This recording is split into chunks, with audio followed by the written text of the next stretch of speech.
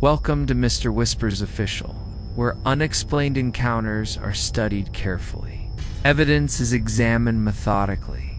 Tonight we examine declassified police reports documenting highly trained canine units refusing entry into specific abandoned properties. Handler Fareed checks Rex's tactical harness, while Officer Lena reviews case files, maintaining composure despite the unsettling assignment. Before we begin, consider something deeply unsettling. What could override years of disciplined training in an animal condition to confront danger? These reports are not rumors or folklore, but documented operational failures recorded during controlled law enforcement search procedures. Rex stands alert at the perimeter gate, posture rigid yet restrained as biometric sensors transmit readings to Fareed's device. Lena explains that modern canine biometric collars track heart rate, cortisol response, respiration, and muscular tension in real time. These tools allow officers to detect stress responses before visible behavioral change, providing insight into canine perception under threat. Rex suddenly stiffens, nostrils flaring though no movement, scent, or audible disturbance exists within measurable parameters. His heart rate spikes sharply, exceeding levels typically associated with direct confrontation or active pursuit scenarios. Fareed kneels calmly, issuing a standard forward command used thousands of times successfully across high-risk search operations. Rex refuses movement completely, muscles locked, weight shifted backward, claws gripping concrete as if resisting physical force. Lena notes the property shows no signs of chemical exposure, electrical interference, or structural instability that could explain distress. Consider the significance. A canine refusing entry is not simple disobedience, but a critical warning recognized across professional handling doctrine. This behavioral threshold marks the moment when instinct overrides conditioning, survival impulse surpassing learned obedience to command authority. Fareed attempts a secondary command sequence reinforced through reward association training, yet Rex responds only with low, restrained whimpering. The sound is not fear alone, but confusion. Like perception, contradicts expectation in ways the animal cannot reconcile. Lena records environmental temperature dropping slightly near the doorway, though atmospheric instruments show no measurable airflow shift. The first case file begins here, what investigators later called the Blackwood Estate incident.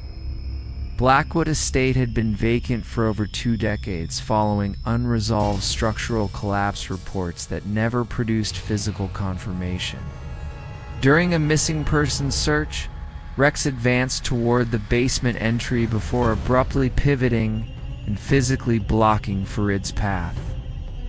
Bodycam footage shows Rex pressing backward against his handler, barking sharply toward empty space beyond the stairwell opening.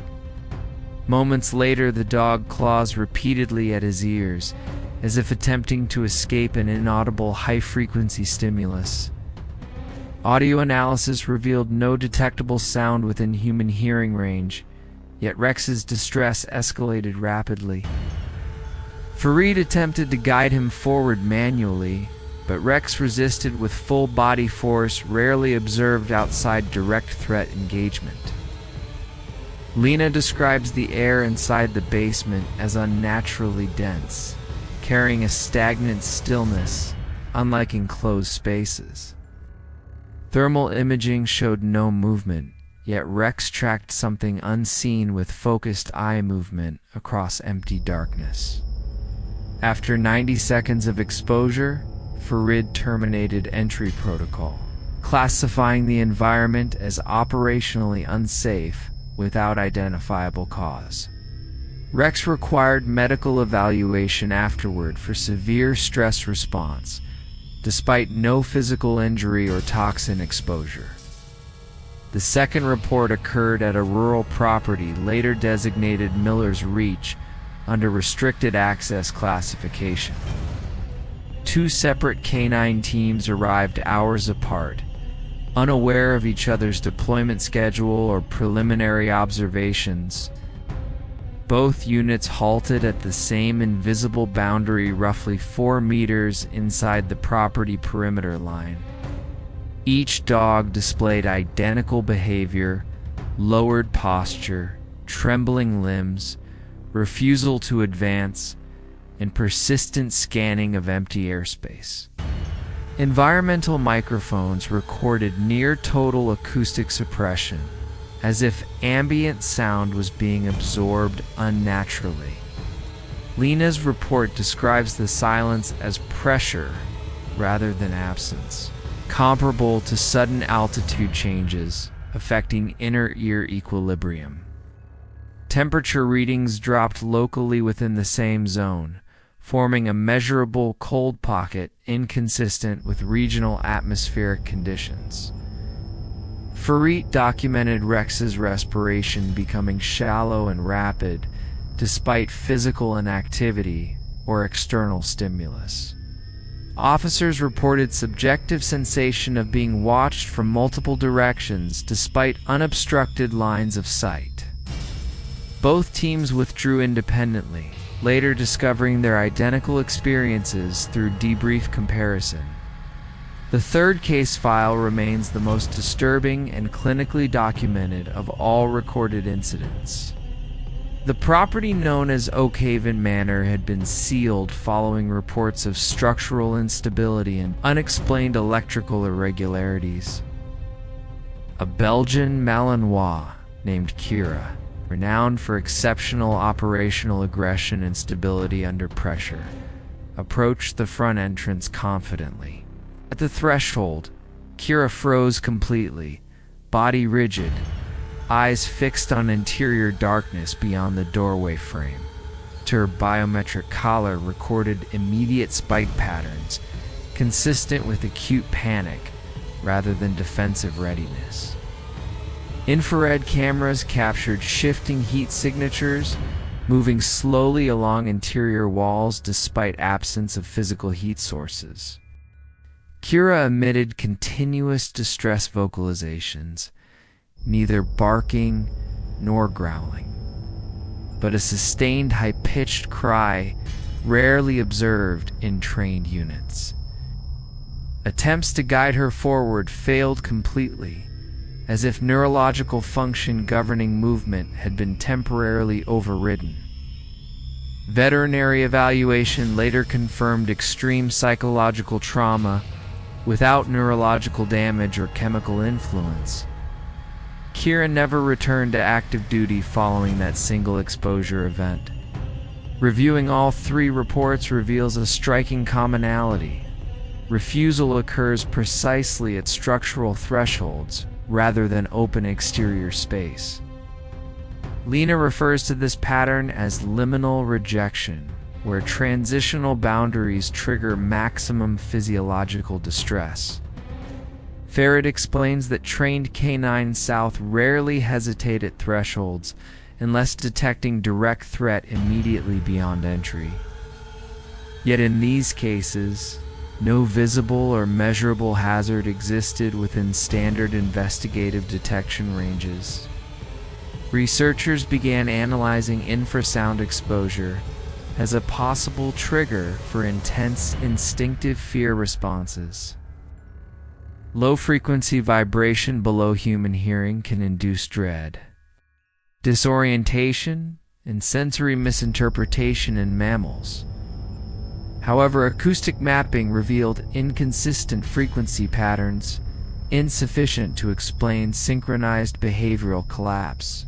Another hypothesis examined electromagnetic fluctuation affecting neurological signaling within canine sensory pathways. Instrument readings again failed to produce consistent anomalies across all three locations simultaneously. Something remained unmeasured, yet consistently perceived by the animals. Farid reflects that canine units rely heavily on environmental interpretation humans cannot consciously detect. Their sensory processing integrates scent, vibration, micropressure change, and electromagnetic sensitivity far beyond human thresholds. When such systems trigger simultaneous panic without visible stimulus, handlers interpret it as critical environmental warning. Lena reviews recorded footage showing officers initially dismissing canine refusal as behavioral anomaly rather than operational intelligence. In every case, escalation followed shortly after the refusal moment, though never with identifiable physical cause. This suggests the animals responded to precursors invisible to conventional instrumentation. The concept challenges assumptions about what constitutes measurable threat within structured environments.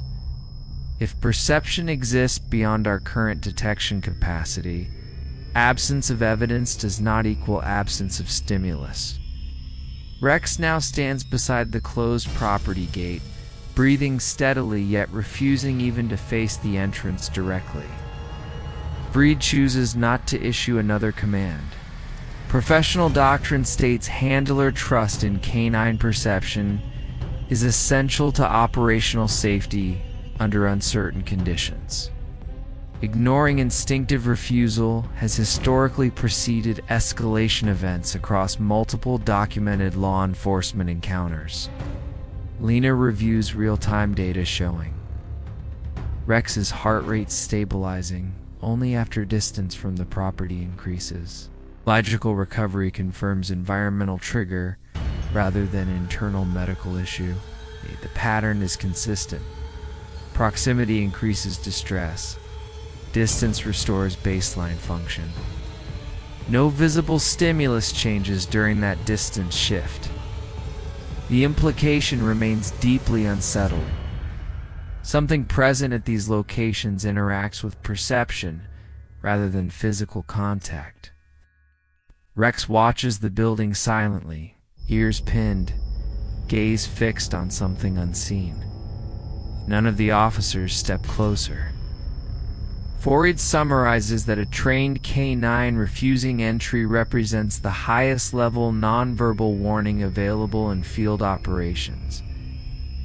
Lena adds that dismissal of such signals reflects human over-reliance on limited sensory frameworks.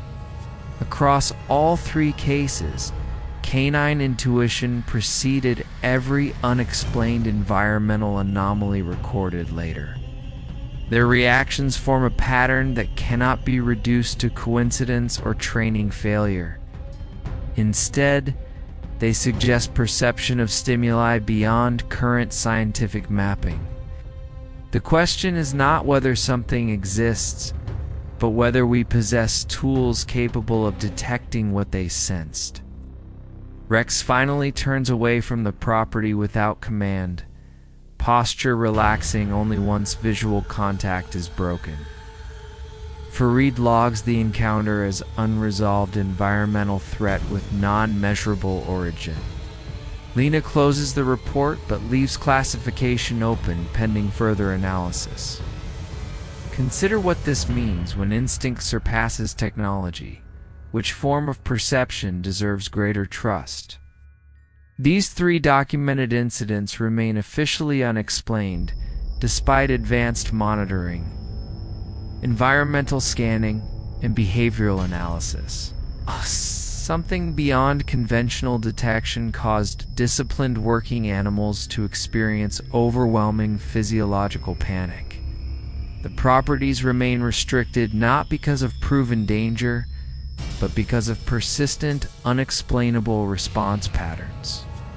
If trained predators refuse entry, what does that imply about unseen environmental conditions within those structures?